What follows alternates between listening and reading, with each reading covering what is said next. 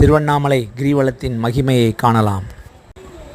மேலும் அறிய இந்த சேனலை சப்ஸ்கிரைப் செய்யவும். ஒரு ராஜா திருவண்ணாமலைக்கு வருகிறார்.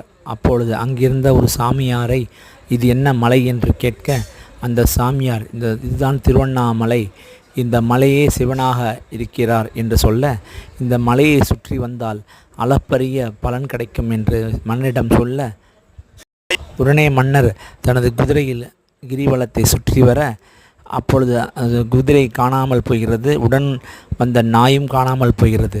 இதை பற்றி சாமியாரிடம் கேட்க, சாமியார் எவன் ஒருவன் தன்னுடைய கிரிவல பாதையை சுற்றி வரானோ அவன் முக்தி அடைந்து விடுவான் என்று சொல்கிறார். மன்னர் சாமியாரிடம் கேட்டார், நானும் தான் சுற்றி வந்தேன், ஏன் மோட்சமடையவில்லை என்று. அதற்கு சாமியார் சொன்னார், தன்னுடைய கால்களிலே இந்த தரையில் மீது படும்பொழுது தான் முக்தி அடையும் என்று சொல்ல,